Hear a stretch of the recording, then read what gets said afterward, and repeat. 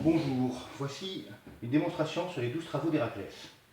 C'est un jeu où on va jouer un héros durant l'épopée grecque et on va chercher à effectuer les 12 travaux, de participer aux quêtes, de plaire aux dieux afin de monter sur leur piste et d'obtenir différentes faveurs. Comment va se dérouler le jeu? Le jeu va se dérouler en 6 tours. Durant le premier tour, on va faire ces 2 travaux. Le deuxième, c'est 2, le troisième, le quatrième, le cinquième et 6e tour. Et au bout des 6 tours, on va compter les points. Le jeu se joue de 2 à 4 joueurs et dure 1 heure. Comment va se dérouler le jeu? Durant chaque tour est décomposé en 5 phases. Au début du jeu, on va commencer avec tous une carte Zeus, qui est une carte joker, qui peut servir à la fois pour une des caractéristiques sont la force, la ruse et la dextérité, afin de réussir les travaux, ou alors comme un des 4 autres dieux qui vont participer, qui vont être Apollon, Hermès, Héra et Athéna. Donc on commence avec une carte et une pièce. On va mettre notre premier jeton sur les différentes pistes des dieux, sur la piste des travaux et sur la piste d'initiative. Une fois que ça a été fait, on commence la première phase par tirer 2 cartes. Donc je tirais 2 cartes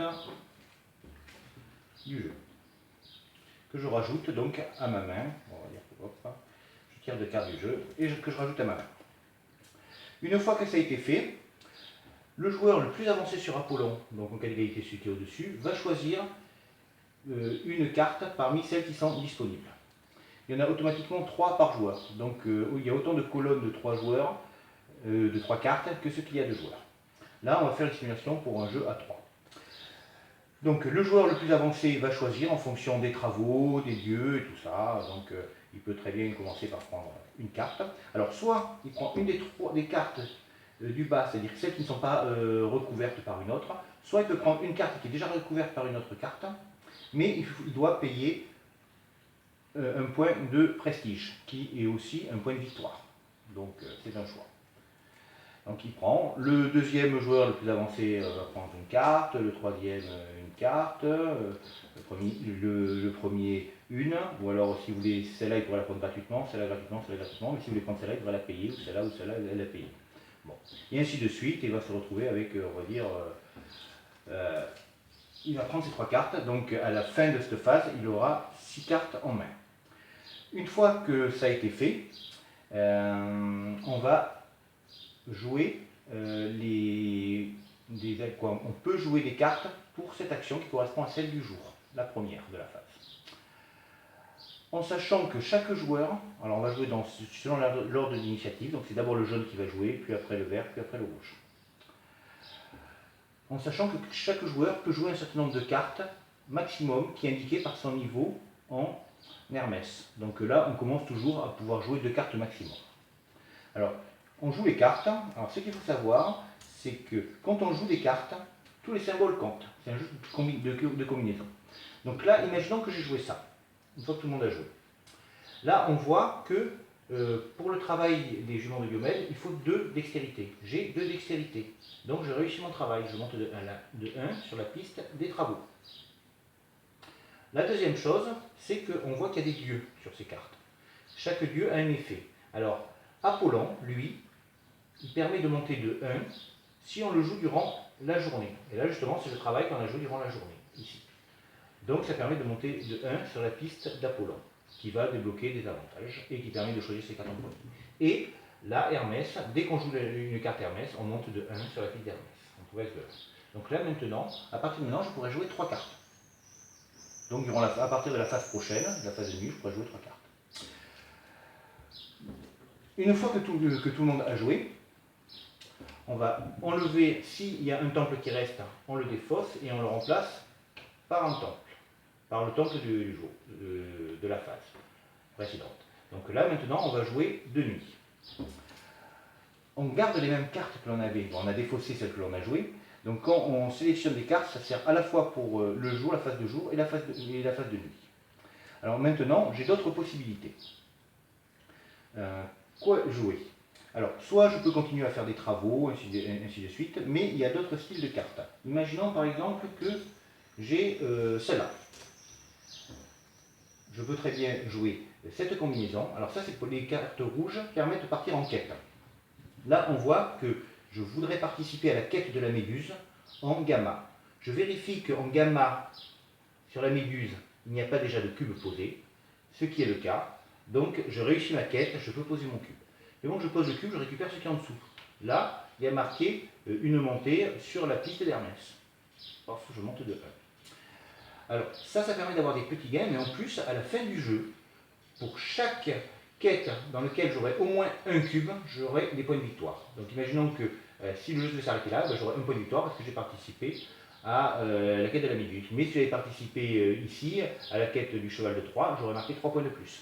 Voilà.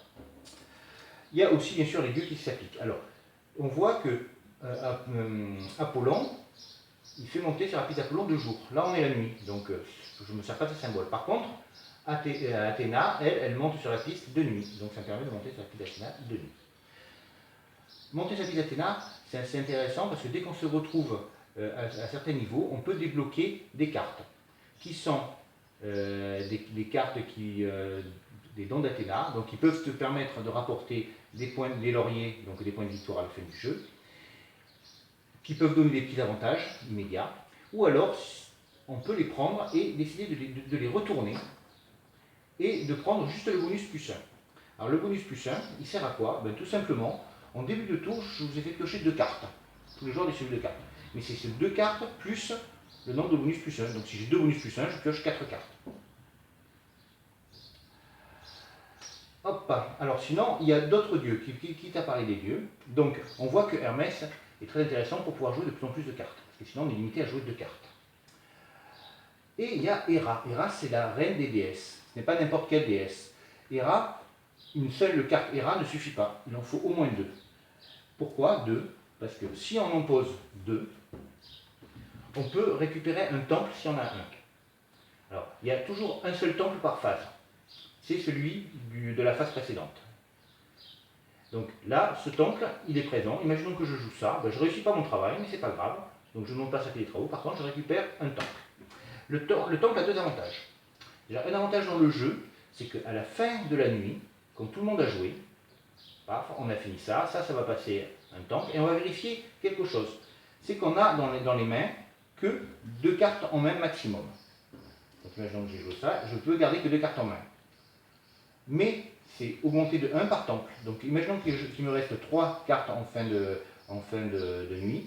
Et bien là, je me retrouverai avec un temple, donc j'aurai le droit de garder 2 plus 1, 3, mes 3 cartes. Là, c'est le 4e lieu. Après, il y a une autre style de carte que l'on peut jouer. Imaginons qu'on soit là. Ce sont des cartes art et prestige. En fait, on va chercher à faire des combinaisons. On va chercher à faire on peut les poser. Et on va regarder les arts différents qui sont pratiqués. Comme la musique, la sculpture et l'écriture. Là, il y en a 3. Donc on sait que 3 arts différents vont rapporter 4 points de prestige. Si j'en avais posé seulement 2 différents, j'en aurais eu 2. Si j'en avais posé 4, j'en aurais eu 8. Alors ça permet de scorer sur des cartes arts différentes. Par contre, ça ne sert pas seulement à ça. Parce qu'il y a 2 styles, il y a des couleurs qui entourent les cartes arts et prestige. Il y a l'orange et le noir. Donc imaginons que je joue une carte orange ou plus durant la journée. Ça me permet non seulement de scorer, potentiellement de pouvoir réussir mes travaux, de monter sur les pistes, voire de partir en quête, mais aussi ça me permet de prendre l'initiative et de le passer devant, en décalant les autres. Par contre, si c'était durant la phase de nuit, donc durant cette phase-là, il faudrait que j'ai au moins une carte prestige noire pour pouvoir prendre l'initiative. Sinon, eh ben, je pourrais quand même scorer, mais je ne prendrai pas l'initiative. Alors, donc je disais que les temples sont importants parce que ça permet de garder plus de cartes en main. Mais surtout, à la fin du jeu, celui qui a le plus de temples va marquer 10 lauriers, le second 6 et le troisième 3. On va monter au fur et à mesure au niveau au niveau des travaux, qui vont donner des avantages, comme des temples de petites valeurs, comme des plus 1 pour pouvoir piocher plus de cartes. Là, on va monter Service d'Apollon qui va permettre de partir en quête, ou alors de monter au niveau des travaux, ou alors de récupérer les plus 1. Et ben, je vous ai tout dit. Ben, j'espère vous voir bientôt. Bon jeu!